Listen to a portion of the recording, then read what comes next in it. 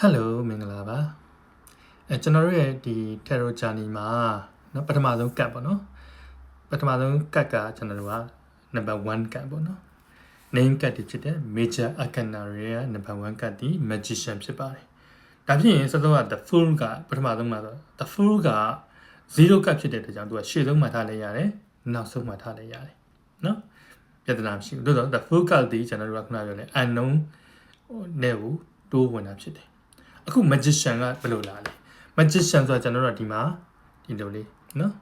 အဲ့တော့เนาะဒီ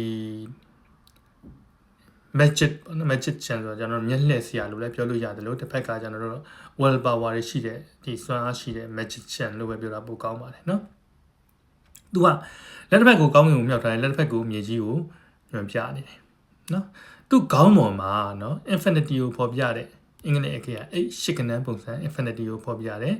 ရောင်ကြီးစက်ဝန်းလေးရှိတယ်နော်ဟုတ်ပြီသူ့ရဲ့ရှေ့ရဇပွဲပေါ်မှာဒီကျွန်တော်တို့ tarot card တွေရဲ့အဓိကနော်အသုံးဆောင်တွေဖြစ်တဲ့ဒုတ်ရဲ့ခွက်ရဲ့ဓာတ်ရဲ့ကျဲရဲ့လေးမျိုးရှိနေတယ်နော်ဒီတော့အပေါ်မှာကျလို့ရှိရင်ကျွန်တော်လီလီဘန်းနေရှိရအောက်မှာ rose ဆိုတဲ့နှင်းစီဘန်းနေရှိနေတယ်ဒီတော့ကျွန်တော်ခါမှာလဲတော့မွေးတကောင်ကသူ့အမိသူပြန်ပြီးကြမှာမြူနေတဲ့ခပတ်ကိုပတ်ထားတယ်အဲ့ကျွန်တော်ပြောသွားခဲ့ပြီးသား terror ဒီကျွန်တော်ရဲ့ symbolism အရာ symbol တွေဖြစ်တယ်လို့ပြောနေတယ်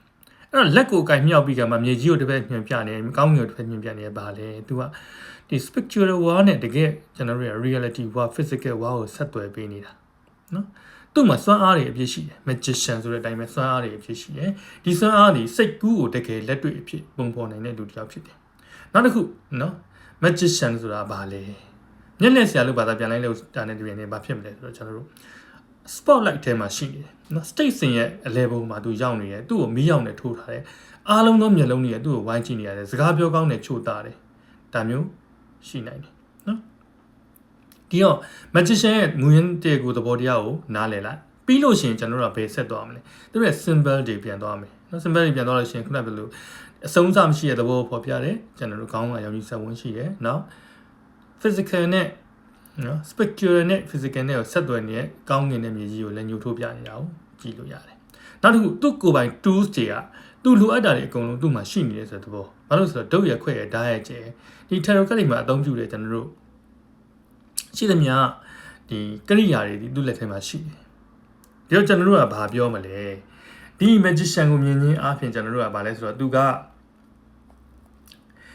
အတဲ့အနေပဲဆိုလို့ရှိရင်ကျွန်တော်တို့ကwill power အားကောင်းတယ် communication အားကောင်းတယ်เนาะဆက်သွယ်ပြောဆိုခြင်းအားကောင်းတယ်အလောက်ကိုင်းတစ်ခုစတင်တာမျိုးကောင်းတယ်เนาะအမျိုးရှိတယ်เนาะ confidence ရှိနိုင်တယ် skillful ဖြစ်တယ်စွမ်းအားအပြည့်နဲ့ရှိတယ်ကျွမ်းကျင်မှုတွေအများကြီးရှိတယ်เนาะဒါကိုကျွန်တော်တို့ဘယ်အတွက်သုံးမလဲအလောက်ကိုင်းအတွက်သုံးမလားအခြေရေးအတွက်သုံးမလားဒါဘယ်လိုပြပြရတယ်เนาะအခြေရေးအတွက်သုံးမဆိုလို့ရှိရင်ဗာလဲကိုယ်နဲ့တွေ့လာတဲ့လူတစ်ယောက်ကဒီလိုလူတစ်ယောက်အပြောကောင်းကောင်းလူတစ်ယောက်เนาะအဝတ်စားကောင်းဝတ်တတ်တယ်အပြောကောင်းတယ်နည်းနည်းတော့တခုရှိရ manipulate လို့ခေါ်တယ်ကိုယ့်ကိုလှည့်စားတာမျိုးဖြစ်နိုင်တယ်နော်အထူးဖြင့်ဇောက်ထိုးထိပ်ပဲမှာဆိုလို့ရှိရင်သူက manipulation ခေါ်တဲ့လှည့်စားတာမျိုးနော်ကိုယ့်ကိုကြုံတွန်းတာမျိုးဒါမျိုးလေးရှိနိုင်တယ်နော်ဒါကြောင့်ကျွန်တော်တို့ဇောက်ထိုးထိပ်ပဲဆိုလို့ရှိရင်လည်းကျွန်တော်တနည်းအားဖြင့်သဘောပေါက်ထားဖို့လိုတယ်ခုနပြောလဲ manipulation လို့ပြောလို့ရတယ်နောက်တစ်ခုပါလဲဆိုတော့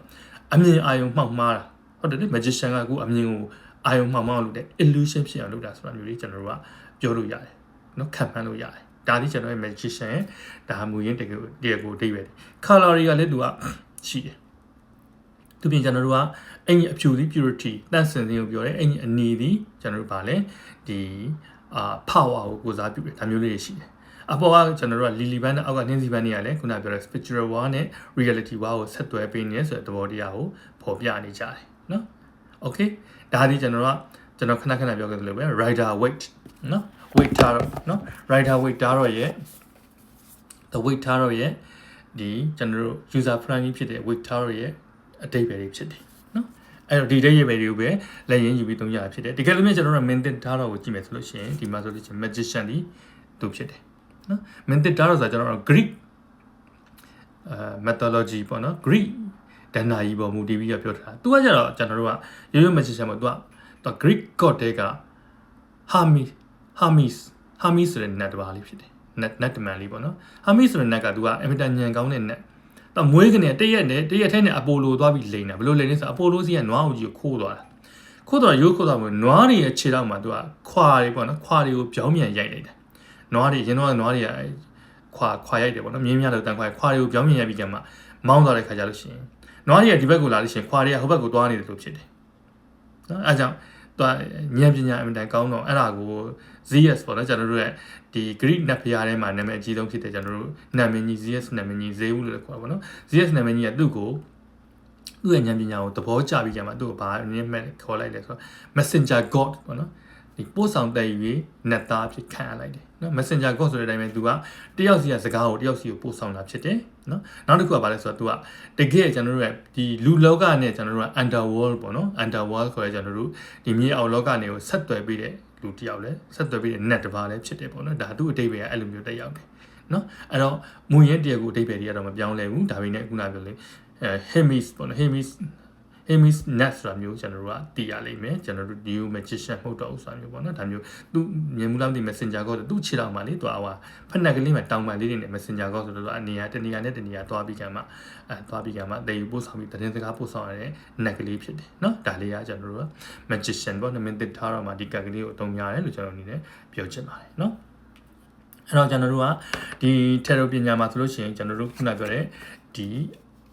အရန်ကြီးခက်ခဲနေနေလိုက်ရင်လည်းရတယ်ဒါမှမဟုတ်ရုပ်ထက်တစ်ချက်ချင်းပဲပြောလို့လည်းရတယ်တစ်ချက်ချင်းဆိုလို့ရှိရင်ဘာဖြစ်မလဲ magician ရဲ့သဘောတရားကိုစိတ်ထဲမှာစဉ်းစားကြည့်လိုက်နော်မျက်လက်ဆရာတယောက်လိုပဲခံမှန်းပြီးမှပြောကြည့်လိုက်သူ့ရဲ့ကောင်းတဲ့အချက်တွေကိုအတဲ့အနေနဲ့ပြောလိုက်သူ့ရဲ့ဆိုးတဲ့အချက်တွေဘာတွေဆိုးရတယ်ညသောပြင်ဘာတွေဆိုးလဲဆိုတော့ तू ကအပြင်မှာတစ်မျိုးအထက်မှာတစ်မျိုးဆိုတော့ပေးရတဲ့ကိုပြထားတာတစ်မျိုးဒါနဲ့သူ့နောက်ွယ်မှာလုံနေတာတစ်မျိုးလေဒါက तू ကဆိုးတဲ့အချက်ပေါ့ကောင်းတဲ့ချက်ကစကားပြောကောင်းတယ်ပေးရတဲ့ကိုဖန်ဆားနိုင်တယ်ရုပ်ရည်ယူကာအားဖြင့်တင့်တယောက်ပတ်ပြီးကမှသူဆွဲဆောင်နိုင်ဆိုတာရှိတယ်ဆိုတာမျိုးပေါ့နော်ဒါမျိုးလေးတွေရှိတယ်ဒါမျိုးလေးတွေနော်အဲ့တော့ဆိုတာပြောဆိုလိုတာဘာလဲဆိုတော့တဲ့တော့ဒီရန်ခက်ခဲနေတာတော့မဟုတ်ဘူးနော်ကျွန်တော်တို့ကလိုက်ရင်လည်းလိုက်တဲ့လောက်သူ့ရဲ့ symbol တွေကလိုက်လို့ရတယ်တစ်ဖက်မှာလည်းမလိုက်နိုင်မဲဘူးဆိုလို့ရှိရင်ရွရွလွယ်လေးပေါ့ပေါ့လေးစဉ်းစားပြီးကမှကိုခေါင်းထဲကညံလေးသုံးပြီးထုတ်လာလို့ရှိရင်လည်းအဆင်ပြေတယ်လို့ကျွန်တော်အနေနဲ့ဆိုလိုတာဖြစ်ပါတယ်နော်အားလုံးပဲကျေးဇူးတင်ပါတယ်လို့ဆက်ပြီးတော့ကျွန်တော်သွားကြမယ်နော်